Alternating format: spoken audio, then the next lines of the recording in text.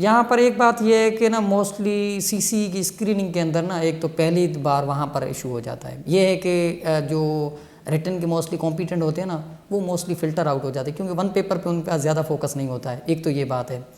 तो जो रिटन के लिए जो तैयार होते हैं मोस्टली ना वो कम ही आते हैं, तो फिर क्या होता है कि आपके ना वन पेपर वाले या जो ज़्यादातर इंटरेस्टेड कम ही होते हैं तो वो आ जाते हैं, एक तो ये हो जाता है।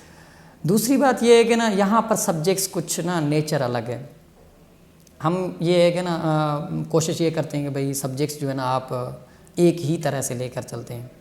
यहाँ पर आपके क्वेश्चंस जो हैं वो 5 होते हैं, आपको करने होते हैं। वैसे सीएसएस के अंदर 4 क्वेश्चन होते हैं, लेकिन एमसीक्यू का पोर्शन होता है, यहाँ पर आपका एमसीक्यू का पोर्शन होता नहीं है। मीन्स कि आपका रिटन का जो है ना वो 5 क्वेश्चन होते हैं। यहाँ पर टाइम मैनेजमेंट का बड़ा इशू आ जाता है, ठीक है ना। दूसरी बात आपकी कि जब टाइम मैनेजमेंट आप उस पर काम कर जाते हैं तो आपके होते हैं क्वेश्चंस, ठीक है ना। तो आप जब उनको नेचर उस तरह से ले जाते हैं जो सीएसएस के होते हैं उन नेचर पे ले जाएंगे तो वहाँ पर थोड़ा डिफरेंट हो जाता है, ठीक है ना। एंड सेकंड ये है कि आप अगर पेपर्स को एनालाइज करेंगे तो सीसी के पेपर्स जो होते हैं वो समहाउ जो है ना लेंथी होते हैं। क्वेश्चंस जो है ना वो क्वेश्चंस आप अटेम्प्ट करने में ना आपकी प्रैक्टिस अच्छी होनी चाहिए। तो ज़्यादातर ये है कि रिटन की प्रैक्टिस कम होने की वजह से ना फेलियर होते हैं, और हमारे यहाँ यही है कि रिटन की प्रैक्टिस बहुत ही कम है एज़ कम्पेयर टू। अगर हम पंजाब के देख लें तो वहाँ पर ये है कि अकेडमीज़ भी हैं, तो वहाँ पर भी टेस्ट सीरीज़ मोस्टली चलते रहते हैं थ्रू आउट द ईयर, आपके ना टेस्ट सीरीज़ चलते रहते हैं। तो कुछ होते हैं जो ना वहाँ से ज्वाइन कर लेते हैं या ऑनलाइन या फिज़िकली वहाँ जाते हैं तो ज्वाइन कर लेते हैं, तो वो उनको तो एक पता चल जाता है कि ना हमने किस तरह से इनको टैकल करना है। लेकिन यहाँ पर हमारे जो है ना ज़्यादातर सिंध में जो है वो रिटन की प्रैक्टिस कम ही है। मीन्स के अकेडमीज़ पे भी ज़्यादातर रुझान कम ही होता है लड़कों का आने का, या एस्पायरेंट्स जो होते हैं वो रिटन की प्रैक्टिस से ना ला रहे हैं। तो एक तो ये है। दूसरी ये है कि पेपर्स जो है ना वो हमारे जो है ना पास पेपर्स वो भी नहीं मिलते हैं। मोस्टली मुझसे भी अभी कोई कांटेक्ट करते हैं तो ये कहते हैं हमें ना पास पेपर्स नहीं मिल रहे हैं सब्जेक्ट्स के, क्योंकि 2020 एंड 2000 जो है ना 21 में जो है ना वो रेशो बहुत ही कम रहा है पासिंग का, और 2020 के बाद सारा सिलेबस चेंज हुआ। 2019 में जो था ना अलग था, 2020 एंड 21 के बाद अलग हो गया।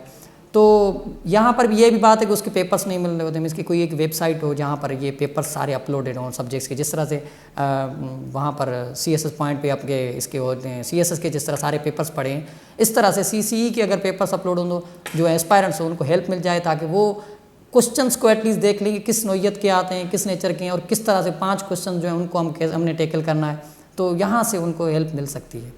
दोनों चीज़ें हैं यहाँ पर। मैं अगर बात करूँ ना तो मेंटोरशिप ये है कि यहाँ पर जो है ना हमारे मोस्टली ये होता है कि ना जो सीएसएस जो सीएसपीज़ होते हैं वहाँ से ही पढ़ा जाता है, ठीक है ना। कोशिश यही करते हैं कि जिस कोई भी सीएसपी हो गया, इसके टैग लग गया है, उसके पास चले जाते हैं इससे पढ़ना है।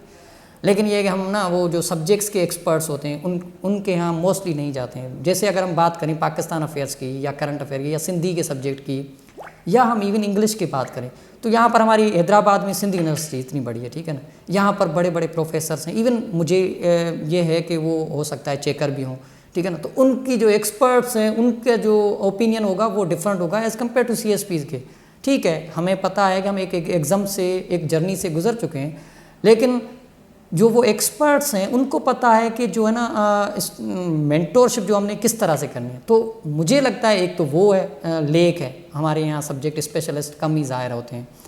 दूसरी बात जो है वो है आपकी सीरियसनेस। अगर हम बात करें सीसी के हवाले से तो यहाँ पर अनसर्टेनिटी बहुत ही ज़्यादा है। सब यही कह रहे होते हैं यार पता नहीं एसपीएससी ने कब लेना है एग्ज़ाम, और लेगी भी नहीं लेगी पता नहीं क्या होगा। समाओ एक मेंटालिटी यही चलती है कि भाई पैसे होने हैं तो होना, या नहीं तो नहीं होना आपने।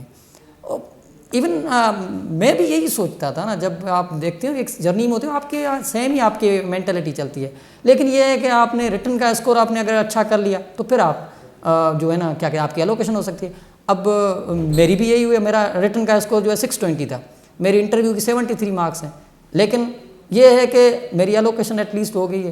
तो एटलीस्ट हमें पॉजिटिव रहना चाहिए कि हम जो जहाँ पर जा रहे हैं तो एटलीस्ट हम प्रिपेयर्ड होने चाहिए कि हम सीरियस हैं, जहाँ भी हो जैसी भी हो।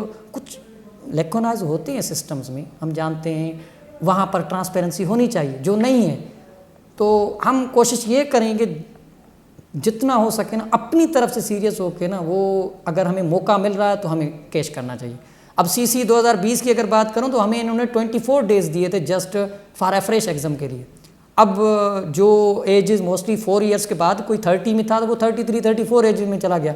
अब उनका तो फिर वापस आके उन चीज़ों पे 24 डेज़ में सब्जेक्ट्स को सारों को कवर करना, फिर से उनको एग्ज़ाम के लिए रिटन की प्रैक्टिस के लिए आना, मीन्स कि वो एक ज़्यादा ही बड़ा टास्क था। तो इसकी वजह से भी फेलियर के ज़्यादा चांसेस होते हैं, ठीक है ना। तो सीरियसनेस यहाँ पर भी कम हो जाती है, जो हमारे सिस्टम्स के अंदर जो गैप्स हैं वहाँ पर हम रिलक्टेंट हो जाते हैं। एज सच मोस्टली तो जो हैं हम हमारे फ्रेंड्स हैं वो भी कहते हैं यार यहाँ पर वैसे भी कुछ नहीं होना तो हमने एग्ज़ाम देना ही नहीं। तो ये हैं कुछ तो जो है ना हमारे एस्पायरेंट जो फॉर एग्जाम्पल क्वालिफायर्स हैं उनको एटलीस्ट ये है ना कि कोशिश करनी चाहिए, मोटिवेट करना चाहिए एटलीस्ट कि हमें अपनी तरफ से ट्राई करनी है, ठीक है ना। बाकी जो नसीब में होगा वही होगा।